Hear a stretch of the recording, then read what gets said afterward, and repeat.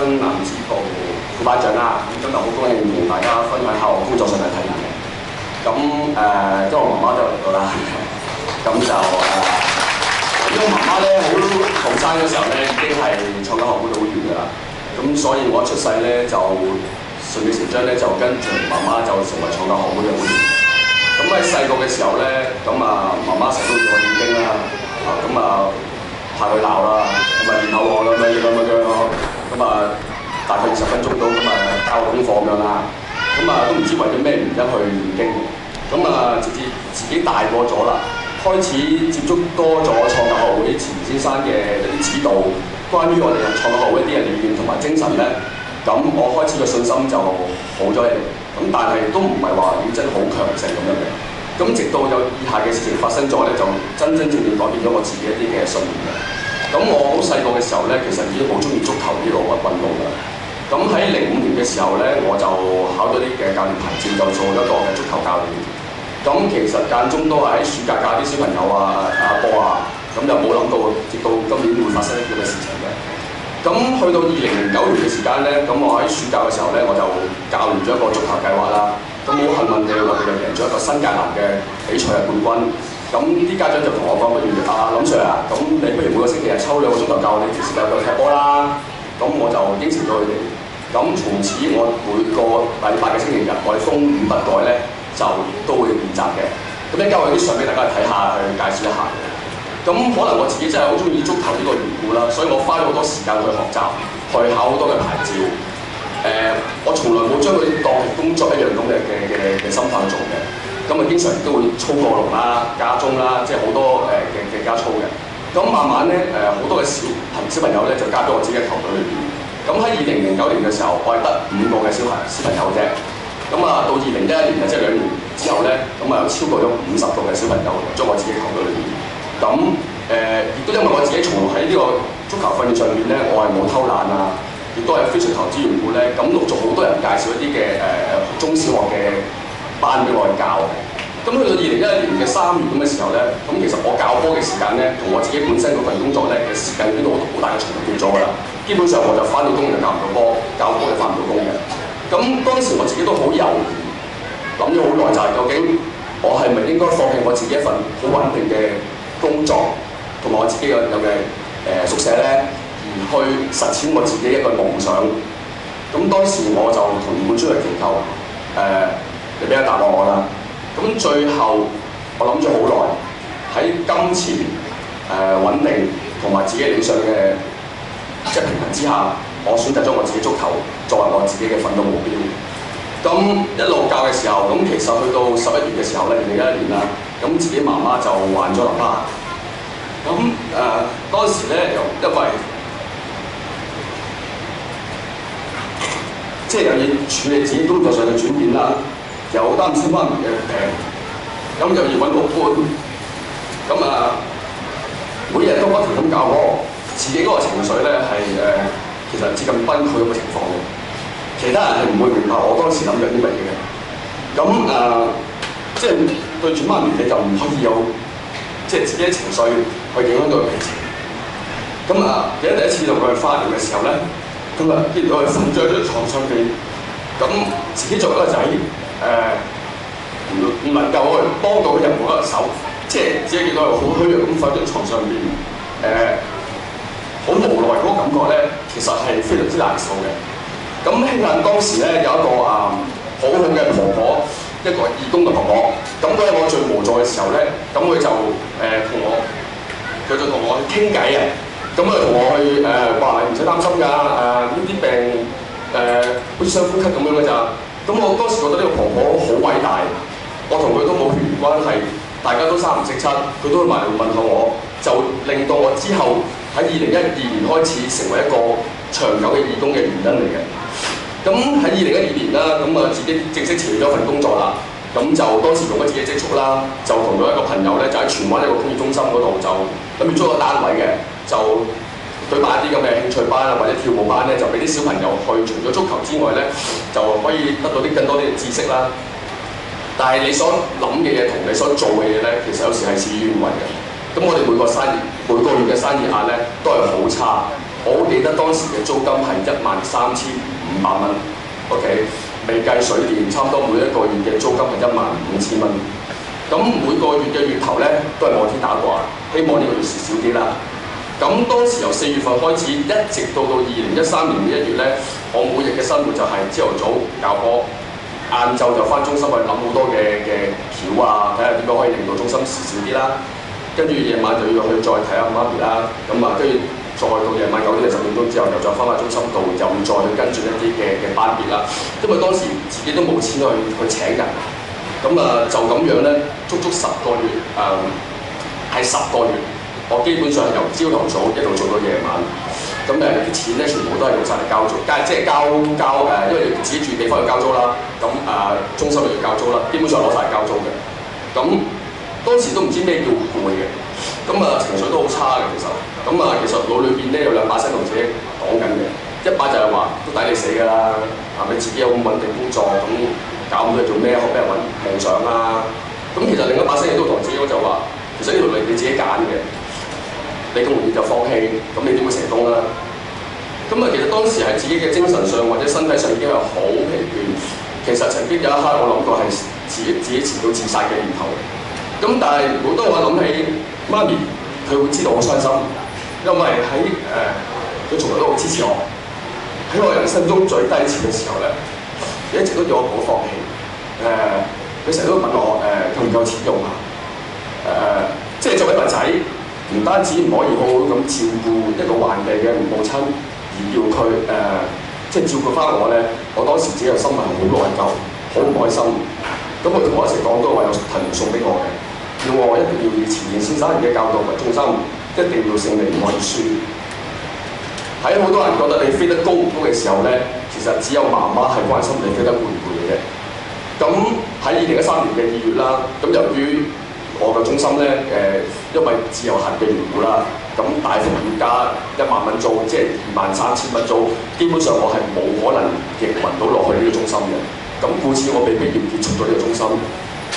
當時自己好唔開心嘅，因為喺1年裏邊，其實我自己係投放咗好多嘅心機、好多嘅心血，想去達成一啲嘅目標，但係我最終都係失敗咗。基本上咧其實係蝕晒自己所有積蓄㗎。咁就當時我同葉冠川好認真祈求啦，我話其實我仲好想我繼續努力去實踐我自己嘅一啲夢想。我唔服輸，我希望可以憑住我自己一啲嘅教理念去培養更多嘅人才。咁當時由於要急住搬個寫字樓啦，咁其實都係漫無目的咁一日喺街嗰度就行到即係附近啦。咁見到經紀，咁我話有冇啲細啲嘅單位啊？因為我要搬喎咁樣。咁佢話好喎，有個300尺喎，嗰啲啱啱啊。咁價錢都好平嘅。咁由大屋搬細屋咧，就要掉咗好多，即係掉咗好多嘢啦。咁就好彩就變咗今日嘅寫字樓啦，即係我搬咗一個好好寫字樓。咁其實喺2013年開始咧，就自己因為可能我都係勤奮啦，咁好多事情慢慢都步入咗軌道嘅。咁學生咧就不斷咁樣上升啦，好多人會加入我哋啲球隊啦，咁收入都開始穩定啲。咁其實原本由我自己一個嘅教練啦，咁亦都增加到19個嘅教練嘅。咁佢哋全部都係好後生啦，好有年青，好有活力。咁其實我希望灌輸咗佢哋，除咗係一啲足球嘅訓練之外咧，其實最重要就係培養小朋友一個良好嘅個人品德，學習尊重他人同埋建立團隊嘅精神。我深信咧，如果細路仔喺細個嘅時候，我哋好正確灌輸一啲嘅人本主義俾佢嘅時候咧，其實對於佢日後成長咧有好大嘅幫助。其實呢啲係些即係前面生嘅理念嚟嘅。咁所以除咗啲常規嘅訓練之外咧，喺今年2014年咧，我哋成立咗一個家長嘅義工隊，俾家長同埋小朋友喺用團隊嘅精神咧，去籌劃同埋參與多項嘅義工活動。關懷社會上不同嘅社群之餘咧，喺個人方面佢哋都成咗好多嘅。咁我真係好多謝佢哋每一位嘅出心出力。最自己最開心今年咧就係差唔多3年嘅發育之後咧，媽媽今年喺3月咧就終於好返啦。咁其實呢個係我自己最開心嘅。媽媽嘅病咧，其實令我更加明白到生命無常。我哋要更加好好珍惜嘅每一日，因為你永遠都唔會知道下一秒你會發生咩事。你呢秒可能好幸福，可能下秒你會仲有車禍。生老病死咧，其實我哋改變唔到個法則嚟。咁我哋只能夠用有限嘅生命去完成一啲無限嘅事情。喺我總結之前咧，我有啲相俾大家去睇一睇我過往呢幾年嘅奮鬥嘅一啲嘅歷程。希望大家可以感受下當中嘅一啲嘅喜悅流露。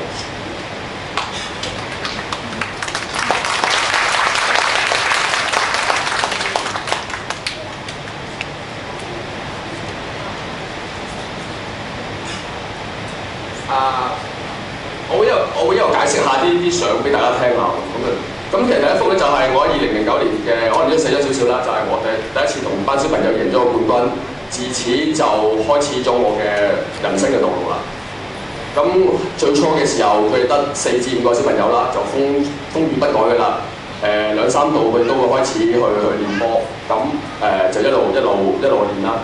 咁喺2011年，我哋其實喺過往呢09年之1年咧，我哋都贏咗好多個比賽嘅。咁呢班小朋友都好團結，啲家長都好支持我哋個球隊嘅。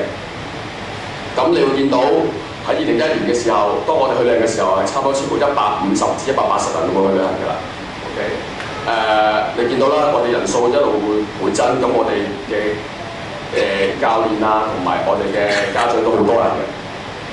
咁呢啲都係一啲近排我哋嘅啲即係訓練班啦。你見我哋呢個其實只不過係其中一班嘅啫。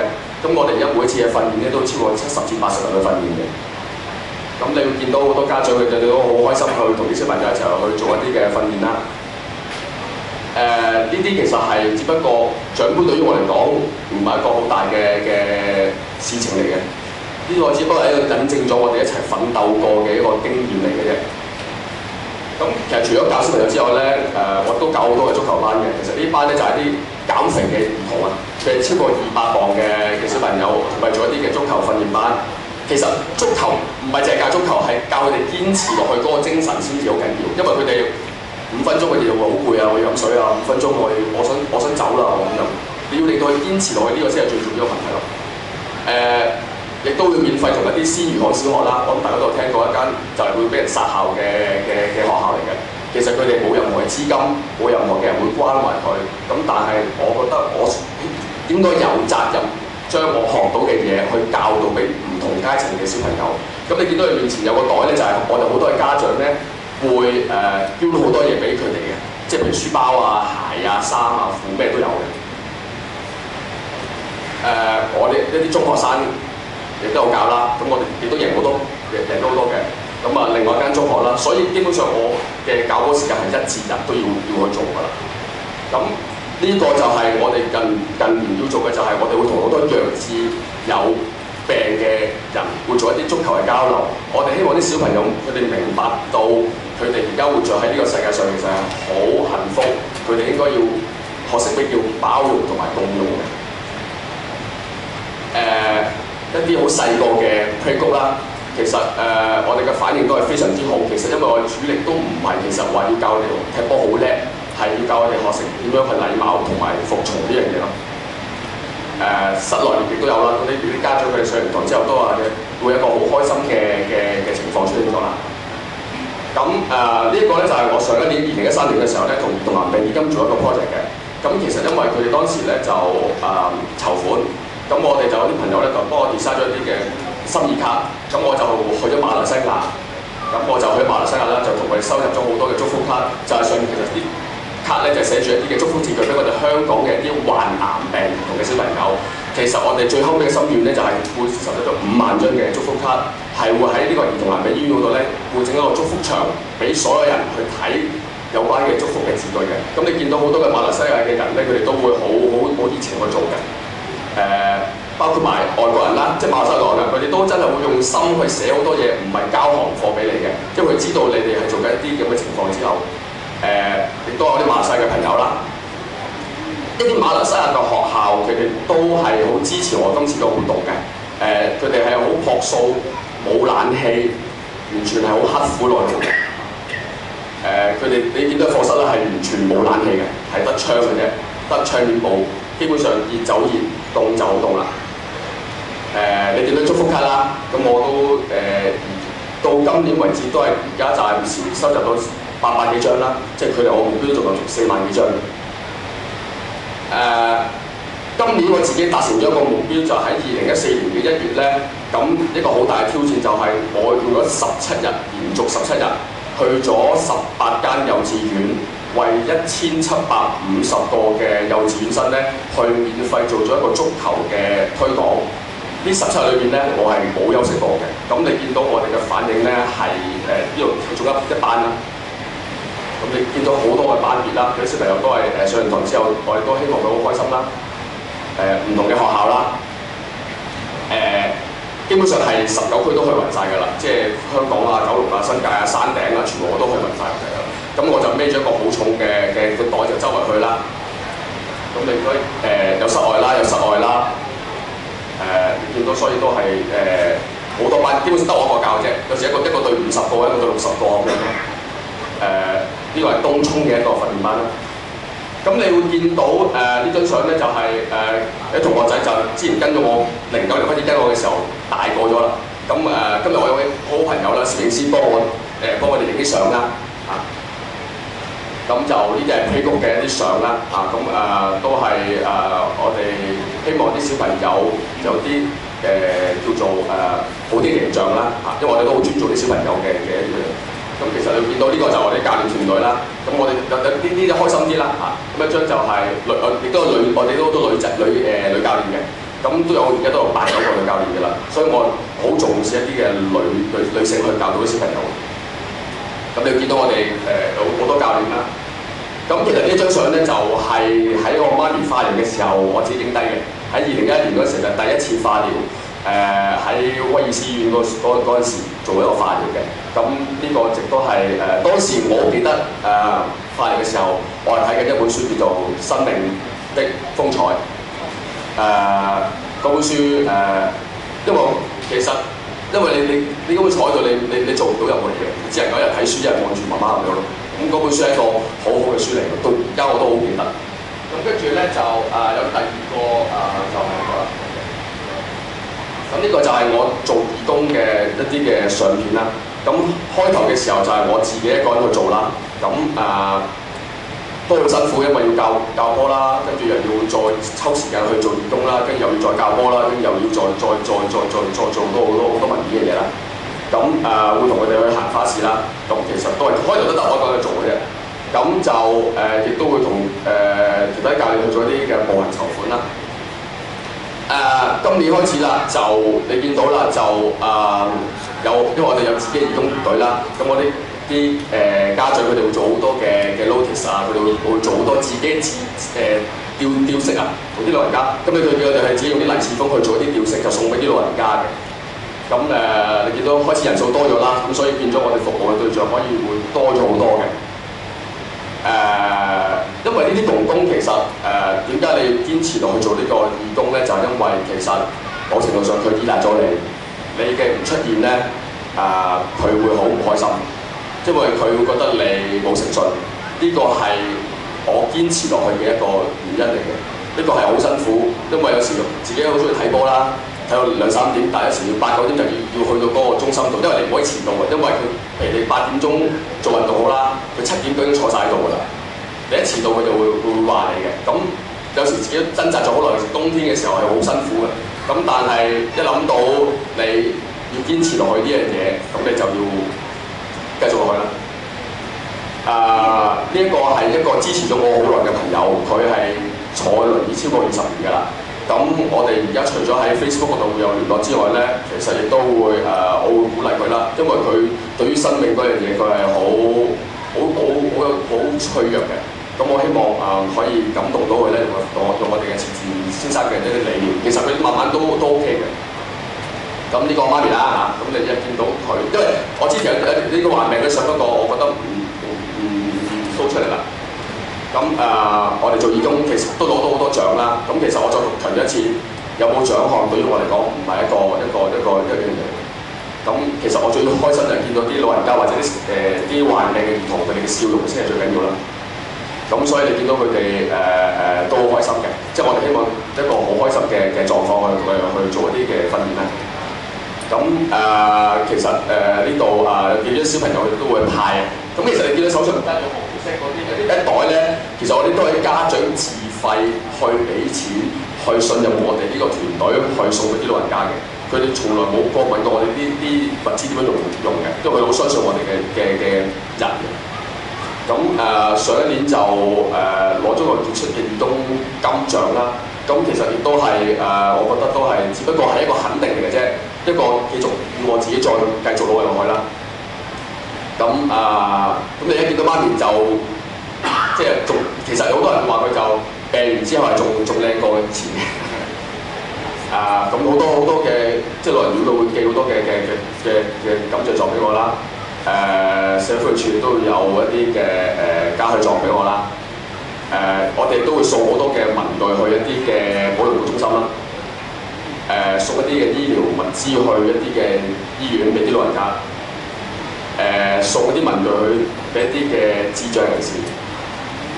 呢個係我今年最開心，都係一個開心嘅一個婆婆係一個獨居長者嚟婆婆嚟嘅，因為佢嗰個仔仔咧開頭係唔理佢嘅，咁但係經過我哋呢個探訪嘅時候咧，佢個仔仔都覺得好內疚，就點解一個冇血緣關係嘅人都會探佢媽媽，而我作為佢個仔唔會理佢咧？咁一個好好嘅反省啦。咁你見到婆婆都開始攞住諗到我哋 K call 佢。原本係信緊其他嘅宗教，佢都好有興趣，想知道我哋錢先生嘅一啲嘅嘢嘅。咁呢個係幾開心嘅事情啦。咁就咁最後咧就我總結我自己有少少嘅一個心得啦，就係、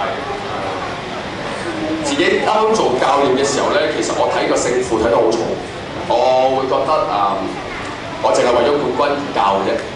咁慢慢喺呢幾年裏邊咧，我接觸咗好多唔同嘅家長同學生，我發現咗教導小朋友品格上嘅成長咧，係遠遠比佢攞到個獎杯嗰個成就係更加重要，因為係好直接影響到佢日後嗰個成長嘅。以前咧自己好介意人哋會講你好多閒言閒語啊，會成嘅，咁但係而家就學識咗包容啦、寬恕同埋體諒。極地而處呢個情況啦。咁雖然而家自己真係好攰，因為基本上我即係識我朋友知道，我基本上由星期一到星期日我係冇得休息嘅，即係基本上係全日都要 full 曬，做好多文件要去做啦。